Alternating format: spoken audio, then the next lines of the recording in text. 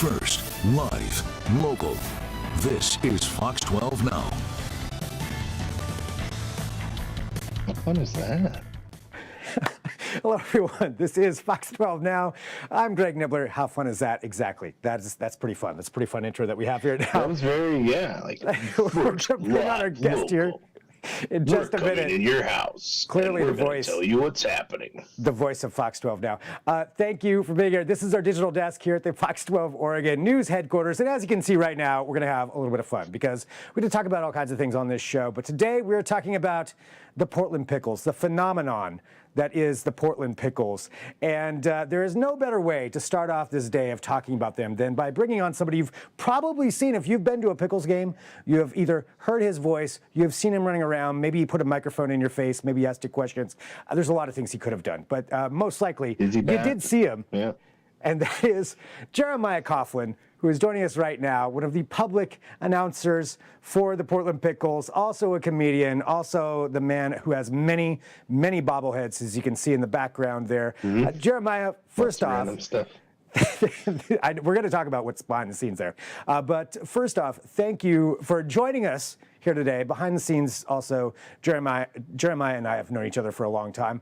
But for those who don't know you, though, Jeremiah, may not know your history of how you got into this. You've been a stand-up comedian for a long time, many years, but somehow you've done that and then transitioned into working for the Portland Pickles. Can you give everybody just a little bit of your background, maybe the comedy side and the sports side, and then how they kind of merged together? Sure. Yeah. So I've been doing stand-up just over a decade now.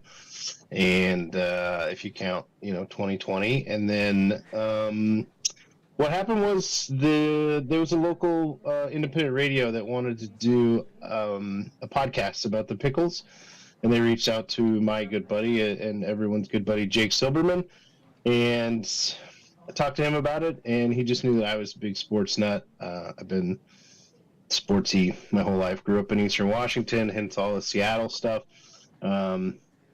But still love my Blazers, love my Pickles, and then just went to the Thorns game this week, so I'm still a Portland guy, but so they basically greenlit a podcast. So we did a podcast for 4 seasons with the Pickles. It was sort of unofficial in the beginning and became the official podcast of the Pickles, so that was called Brine Time. And through the course of that, we just really, him and I got to know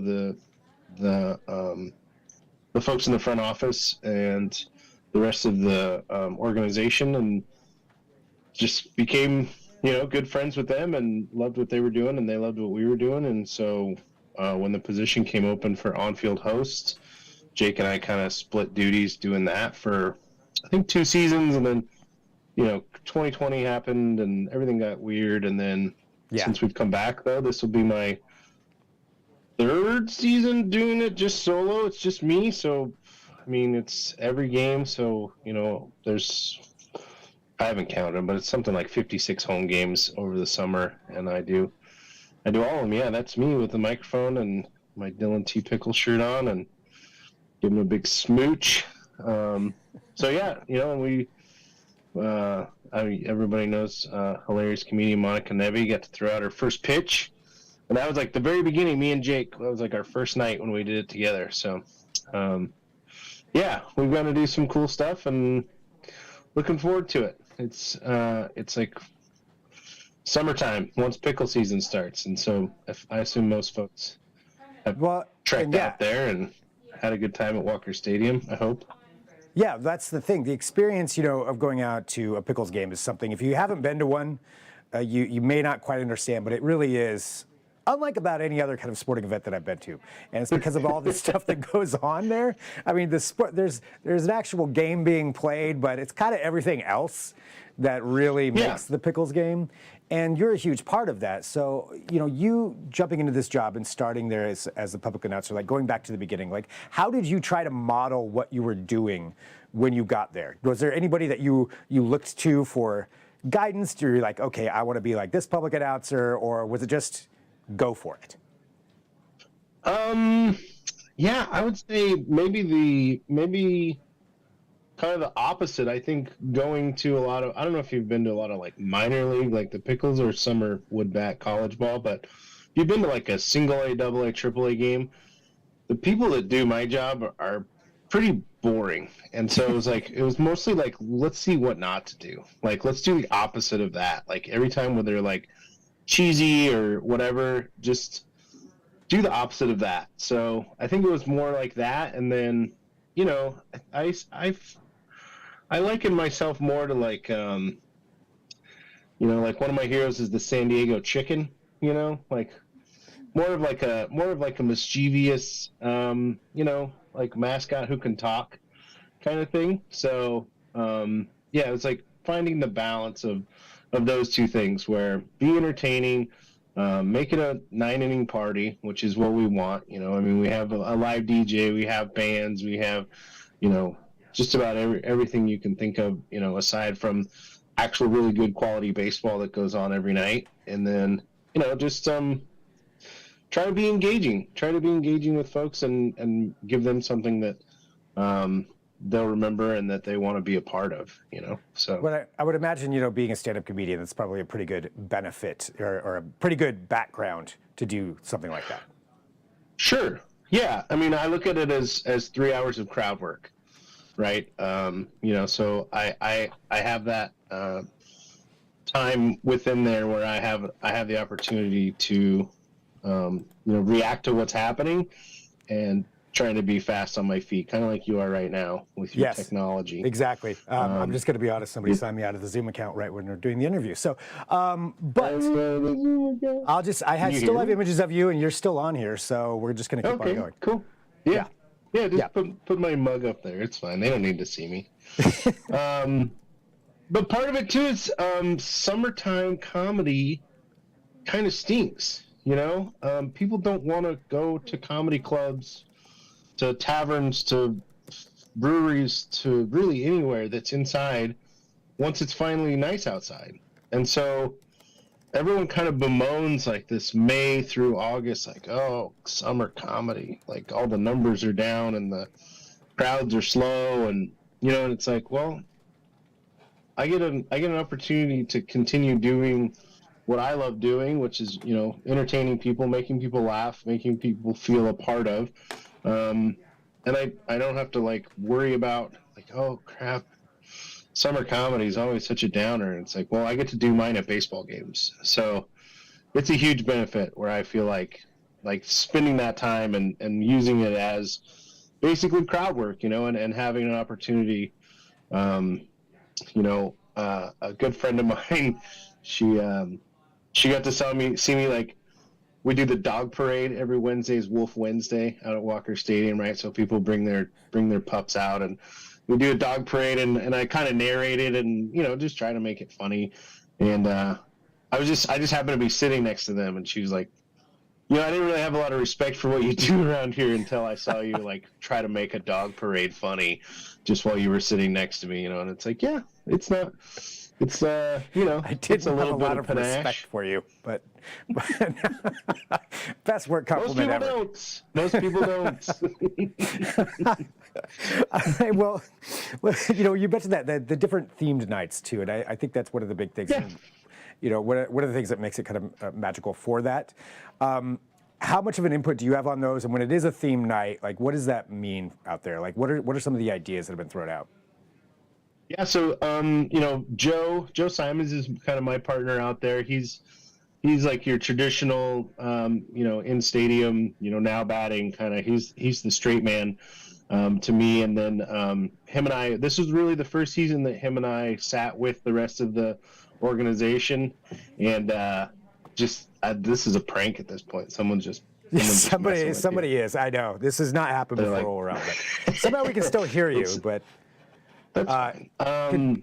So we had a big brainstorm, and some of the theme nights. So we'd always just sort of been beholden to the ideas that the organization had come up with, and this year was probably the first year they really included us.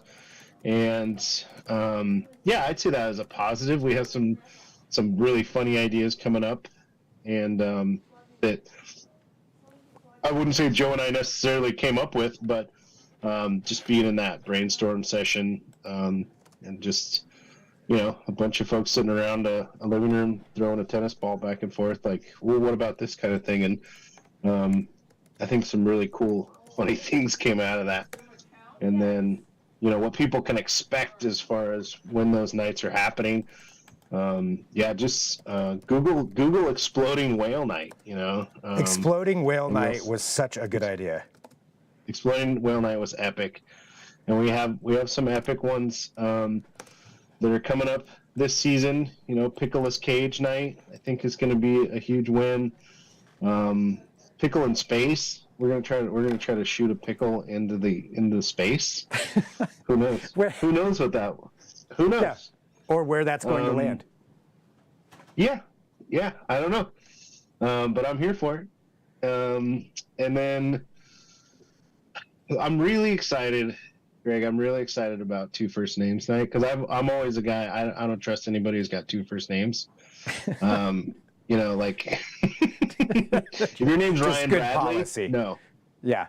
No trust for those people. But the Pickles, they're, because of John Ryan, because of our fearless leader, one of them, John Ryan, having two first names. We're going with Two First Names Night, and you get a discounted ticket if you're one of those weirdos with two first names. And so it should be fun.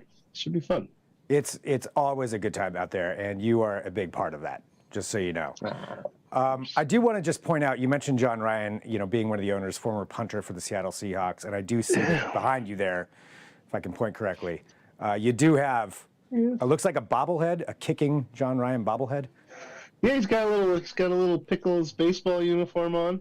Wait, can you bring it a little bit closer to the camera? Yeah, I feel like everybody needs to see that's this. All, that's you're hiding the broken part of it.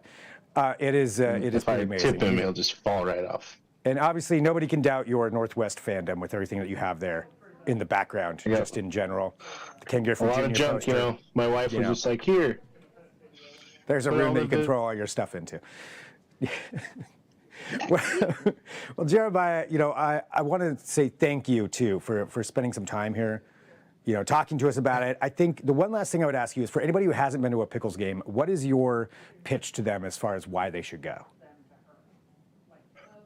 Yeah, I would say the pitch to them is that idea that it's a 9-inning party. It's also really high-quality baseball. If you know anything about college summer ball, basically there's the Cape Cod League, which is a big deal on the East Coast, and there's the West Coast League, which is a big deal on the West Coast. And that's who we are. We're the West Coast League, and it's future MLB folks out there every night playing hard. And then everything that goes along with that, and engagement with the community that the Pickles have done, where like this is Portland's team, and it's Portland as a adverb or whatever, is kind of played out, but it doesn't get too much more Portland than Portland Pickles most nights. So. In all the best ways possible.